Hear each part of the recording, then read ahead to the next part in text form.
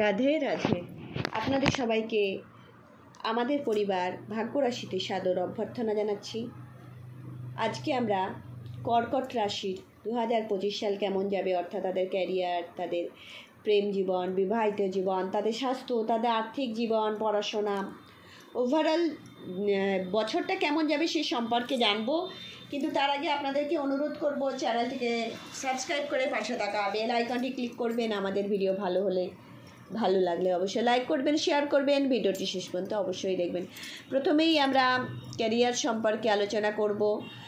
দেখতে পাওয়া যাচ্ছে যে 2025 সালের এপ্রিল পর্যন্ত আপনাদের জন্য খুব ভালো সময়। এই সময় আপনারা কর্মজীবনে উন্নতি করতে পারবেন এবং কর্মজীবনে আপনারা এগিয়ে যাবেন। তারপরে কিন্তু একটু মানসিক চাপ, দুশ্চিন্তা আসতে পারে আর কঠোর পরিশ্রম করতে হতে পারে, কিন্তু প্রশংসা আপনি নাও পেতে পারেন। এর জন্য পদোন্নতি থেকে পিছিয়ে থাকতে পারেন। যাদের নিজস্ব ব্যবসা আছে তাদের লাভ হবে না, আপনারা প্রত্যাশা করলেও সেটা পাবেন না। চাকরি পরিবর্তনের একটা যোগ দেখতে পাওয়া যাচ্ছে এবং যদি চাকরি শুরু করার ক্ষেত্রে আপনি ক্যারিয়ারের ক্ষেত্রে যদি কোনো বড় সিদ্ধান্ত নেন, সেটা এড়িয়ে চলাই ভালো। যারা ব্যবসা করছেন তাদের লাভের প্রত্যাশা কম হবে আর আপনারা যে লক্ষ্যে পৌঁছাতে চাইছেন সেটা পৌঁছাতে গেলে কঠিন প্রতিযোগিতার মুখোমুখি হতে পারে। আর্থিক জীবন বলবো যে কর্কট রাশির জাতক জাতিকাদের দেখতে পাওয়া যাচ্ছে এপ্রিল মার্চ পর্যন্ত ভালো থাকবে। আপনি এই সময় পর্যাপ্ত পরিমাণে অর্থ পাবেন, সঞ্চয় করতে পারবেন, কিন্তু এরপরে কিন্তু আপনার জীবনে যে সঞ্চয় সেটি বৃদ্ধি পাবে না, ধীরে ধীরে সেটা হবে। আর শনিদেব অষ্টমভাবে থাকবে, সেই জন্য এটা হবে। ব্যয় বেড়ে যাবে, শনিদেব ব্যয় বাড়িয়ে দেবে আর আপনি এর জন্য একটুখানি আপনার আরামটা কমে যেতে পারে। মে মাসের পরবর্তী সময়ে পরিস্থিতির উন্নতি ঘটবে। মে মাসের 2025 মে মাসের সালের থেকে, যেহেতু কেতু দ্বিতীয়ভাবে থাকবে, রাহু অষ্টমভাবে থাকবে, আপনি কিন্তু সতর্ক থাকবেন আপনার আর্থিক জীবন নিয়ে। শিক্ষা জীবনে বলবো যে এপ্রিল মাস পর্যন্ত দেখতে পাওয়া যাচ্ছে ভালো। পড়াশোনায় আপনার কর্মক্ষমতা বৃদ্ধি পাবে আর বৃহস্পতি সাপোর্ট করবে। বৃহস্পতির আশীর্বাদে শিক্ষা চমৎকার হবে, প্রচুর সফলতা পাবেন। কিন্তু শনিদেব অষ্টমভাবে থাকবে, সেই জন্য একাগ্রতা দুর্বল হয়ে পড়ার একটা সমস্যা দেখতে পাওয়া যাচ্ছে। পড়াশোনায় মন নাও বসতে পারে, এজন্য আপনি দুঃখিত হতে পারেন। যারা উচ্চশিক্ষার সাথে জড়িত তাদেরকে বলবো যে বড় সিদ্ধান্ত যদি নিতে চান তাহলে 2025 মধ্যেই আপনাকে নিয়ে নিতে হবে, পরে নিলে হবে না। 2025 এপ্রিলের মধ্যে নিয়ে নিতে হবে। আর দেখতে পাওয়া যাচ্ছে যে পড়াশোনা সংক্রান্ত কোনো সিদ্ধান্ত আপনাকে কিন্তু এড়াতে হবে, নাহলে হতাশ হয়ে যাবেন। 2025 দেখতে পাওয়া যাচ্ছে যে 6 জুন থেকে 22 জুন এবং 15 সেপ্টেম্বর থেকে 3 অক্টোবর আপনি ভালো ফলাফল পাবেন। শিক্ষার জন্য সফলতা আপনি পাবেন। উচ্চশিক্ষাতে আপনি বুদ্ধিমত্তার পরিচয় দিতে পারবেন। যদি উচ্চশিক্ষা আপনি পেতে চান তাহলে সেই দিকে যেতে পারেন, সেখানে আপনি সফলতা লাভ করবেন। সবাইকে জানাতে পারবেন আপনি কতটা এলিজিবল, কতটা আপনার ক্ষমতা আছে। পারিবারিক জীবন হচ্ছে বলবো যে মে মাসের পরের সময়টা খুব ভালো কিন্তু চলবে না। বৃহস্পতি দ্বাদশভাবে থাকবে এবং মার্চ মাস পর্যন্ত শনিদেব অষ্টমভাবে থাকবে।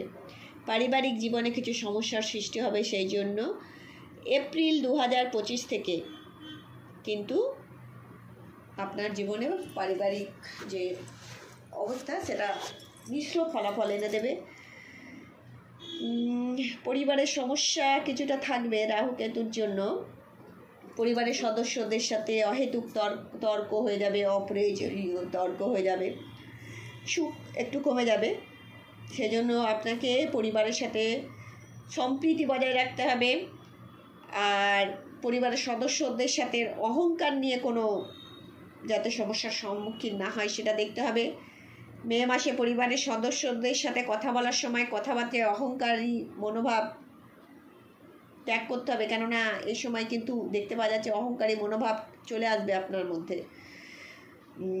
আইনি বিবাদের সম্মুখীন হতে পারেন এবং পরিবারে অর্থ ব্যয় হতে পারে। এই জন্য প্রেম এবং বিবাহিত জীবন আমরা দেখতে পাচ্ছি যে কিছুটা কঠিন হবে। এবং এই সালের মে মাসে বৃহস্পতি গ্রহ আপনার সাথেই থাকবে